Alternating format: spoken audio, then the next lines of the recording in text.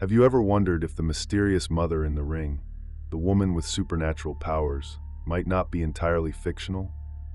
More than 100 years ago in Japan, there really was a young woman known as the girl with the thousand-mile eyes. She was said to see through walls, perceive things far away, and even help people find their lost belongings. People of that era truly believed she possessed powers beyond human understanding. But one scientific experiment, originally meant to prove her ability, completely changed her fate. From that moment on, everyone began to question her. Was she truly gifted, or was she a fraud hiding behind the mask of the supernatural? Tonight, let us open the Hong Kong ghost files and uncover the story of the woman forgotten by time, the real-life mother of Sadako, Chizuko Mifune.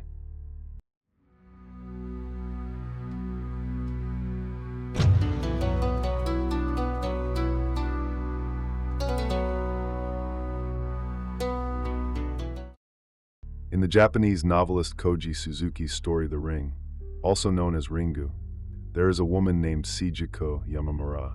She is portrayed as a psychic with supernatural powers who was discovered by a university professor and thrust into the public eye. At first, people were filled with awe and curiosity toward her. But when one of her experiments ended in failure, public opinion quickly turned against her. She was accused of being a fraud, attacked by the media, and eventually driven to madness and suicide. In the story, Chizuko and the professor had a daughter, who later became the vengeful spirit known as Sadako Yamamura.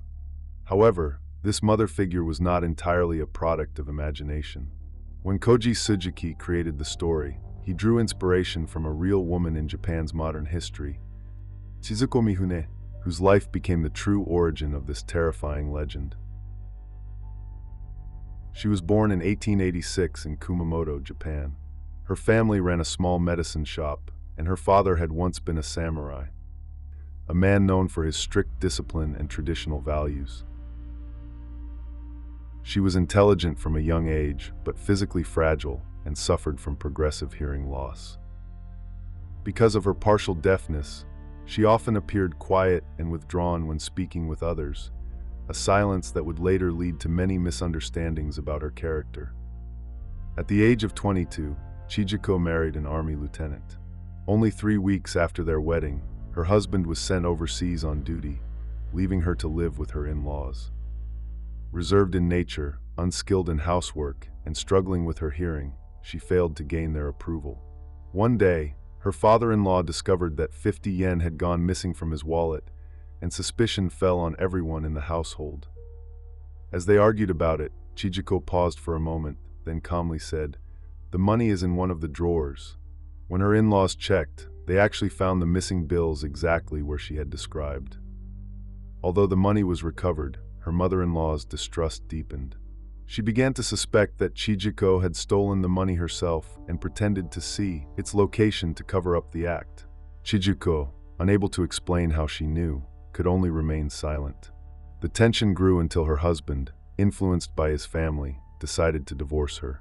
Alone and humiliated, Chizuko returned to her parents' home in Kumamoto. This painful episode marked a turning point in her life, and the beginning of the strange abilities that would later make her a legend. After returning to Kumamoto, Chizuko began helping her family at their small pharmacy, and life gradually returned to a calm routine. Her brother-in-law, Takeo Kiyohara, was the principal of a local middle school and had a strong interest in psychology and hypnosis. In the early 20th century, European theories of hypnosis had just spread to Japan, and many believed that hypnosis could awaken hidden memories or sensory powers. Influenced by this trend, Kiyohara began experimenting with hypnosis himself. According to accounts, during one of his hypnosis sessions, he placed Chizuko into a deep trance and asked her to describe distant scenes. To his astonishment, she was able to clearly recount details of places several miles away. Shocked by her accuracy, Kiyohara began to suspect that she possessed a rare gift known as clairvoyance. From that moment on, he started systematically training her, hoping she could learn to control and refine this ability. Through months of practice and breathing exercises designed to heighten concentration, Chizuko found that even without hypnosis, she could sometimes see the inside of objects through sheer focus. One well-known story tells of a wealthy woman who had lost a ring by the seaside. Guided only by intuition, Chizuko pointed to a specific spot where the ring was later recovered. As these stories spread across Kumamoto, more and more people came to her seeking help, not only to find lost possessions, but also to diagnose illnesses or bring prosperity. Her name began appearing in newspapers, and soon she became known throughout Japan as the girl with the 1,000-mile eyes. One of the most famous incidents involved a wealthy businessman who sought her help in finding a potential coal mine. Chizuko joined his team on a long trek through the countryside. After several hours, she suddenly stopped and pointed toward a distant hill, saying, "There's something black buried underground over there." The men followed her directions, began digging, and to their astonishment uncovered a large coal deposit. The mine was later named the Manda Mine, and it continued operating until 1951, producing millions of tons of coal. The grateful businessman rewarded her with a gift worth tens of thousands of yen, an enormous sum at the time, equivalent to many millions today. Soon, her family's pharmacy was crowded day and night with people seeking her help, and her reputation as the clairvoyant girl was firmly established. But with fame came suspicion and envy. Some critics claimed her powers were nothing more than tricks of hypnosis. Others whispered that someone behind the scenes was feeding her information. As the debate grew louder, a psychology professor from Tokyo University, Dr. Tamakichi Fukurai, decided to investigate this girl with the 1,000-mile eyes himself to determine whether her powers were real or merely illusion. Dr. Tomokichi Fukurai was a lecturer at Tokyo Imperial University who specialized in abnormal psychology and the study of hypnosis. When he first heard about Chizuko Mifune's alleged powers, he was both skeptical and deeply intrigued. To test her abilities, he sent her 19 sealed envelopes by mail, asking her to see the contents without opening them and then return her written answers. A few weeks later, Dr. Fukurai received 7 envelopes back. To his astonishment, the answers inside matched the originals perfectly. Chizuko explained that she had been too tired to complete the remaining ones, and a few had accidentally been burned in the brazier during her attempts. Although the test was incomplete, Fukurai considered the results remarkable, enough to suggest that she truly possessed some form of extrasensory perception. Eager for more definitive proof, he decided to travel to Kumamoto and conduct a direct, controlled experiment. At the local tests, Fukurai was joined by Professor Imamura from Kyoto University, along with several observers. Chizuko was placed alone in a separate room to perform her clairvoyant reading, while the others waited nearby. Each session took her about 10 minutes to complete. Some skeptics argued that this was more than enough time for someone to tamper with the envelopes, using steam or moisture to open and reseal them without detection. Despite the growing doubts, Fukurai remained convinced of her authenticity. He presented his findings to the Psychological Society and, for the first time in Japanese academic history, officially used the term Sangrigun, meaning the 1,000-mile eye. Newspapers quickly picked up the story, and the clairvoyant girl became a national sensation. But with fame came controversy. Scientists and reporters demanded a public demonstration, a test in front of witnesses that would prove once and for all whether Chizuko Mifune was a genuine psychic or a fraud. As the fame of the clairvoyant girl swept across Japan, the country's academic community decided to test her powers under stricter, more public conditions. Dr. Kenjiro Yamakawa of Tokyo Imperial University extended an invitation to Chizuko, proposing a series of open experiments witnessed by scholars and journalists alike. The tests were scheduled for 3 days at the university's laboratory in Tokyo. For the first test, Dr. Yamakawa prepared a lead tube sealed tightly at both ends, containing a slip of paper with 3 written characters. Chizuko was seated alone behind a folding screen, out of everyone's sight, to perform her clairvoyant reading. After several minutes, she emerged and confidently announced the characters: thief, circle, arrow. When the tube was opened, the audience gasped. The exact same 3 characters appeared on the paper inside.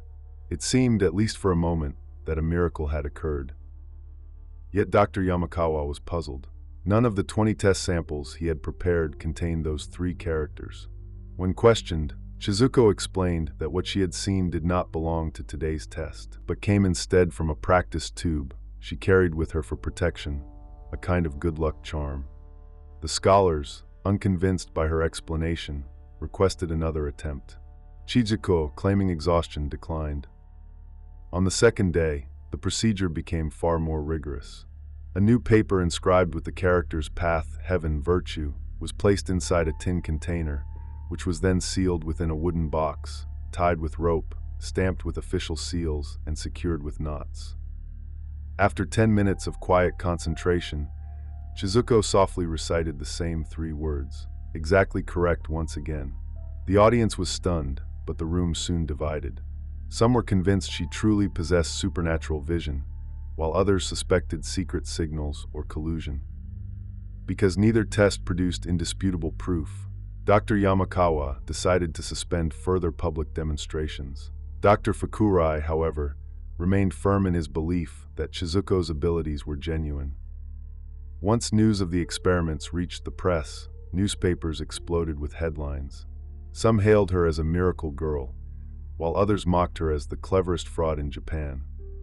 Under the crushing weight of scientific scrutiny and public scorn, Chizuko's mind began to unravel, and she descended into a loneliness no one around her could comprehend. The controversy surrounding the Tokyo experiments caused Chizuko's reputation to collapse overnight. Newspapers mocked her with sensational headlines, calling her the girl who fled Tokyo in disgrace. Public opinion, once filled with admiration, quickly turned to condemnation. People who had once sought her help now avoided her, and some even insulted her to her face, calling her a witch who deceived the world. What pained her even more were the conflicts within her own family. It was said that her father and brother-in-law quarreled bitterly over money and fame, each accusing the other of exploiting Chizuko's growing reputation. Trapped between them, she suffered in silence, her spirit sinking deeper each day. On January 18, 1911, at just 24 years old, Chizuko took poison and ended her life. When her family found her, she was still conscious. Asked if she had any last words, she replied quietly, "No, I have nothing to say." Moments later, she stopped breathing. After Chizuko's death, the controversy surrounding her did not fade away. Dr. Tamakichi Fukurai gathered her notes and experiment records, and in 1914, he published a book titled Clairvoyance and Thoughtography. In it, he tried to defend her from a scientific standpoint, arguing that extrasensory perception might truly exist. However, the moment the book was released, it sparked fierce backlash within Japan's academic community. Many scholars accused Fukurai of disguising superstition as science, claiming that he had violated the very principles of rational inquiry. In the end, he was dismissed from Tokyo Imperial University, and his line of research was excluded from the official field of psychology. From that time on, the term Senrigang, or the thousand-mile eye, became almost taboo in Japanese academia. Studies of spiritual or extrasensory phenomena were labeled unscientific and pushed to the fringes. It would take several decades before such ideas quietly re-emerged, not in laboratories but in popular culture, folklore, and fiction. Yet in the public imagination, Chizuko never completely disappeared. She was romanticized as the misunderstood girl of her time, a symbol of both psychic power and deep loneliness. Her story inspired countless novels, plays, and films. When Koji Suzuki wrote The Ring, he drew directly from her tragic life to create the character of Shizuko Yamamura, Sadako's mother. And so, every time people speak of Sadako's curse or her lingering hatred, there are those who remember the young woman from a century ago, not as a ghost crawling from a television screen, but as a real person whose name remains forever etched in the shadows of history.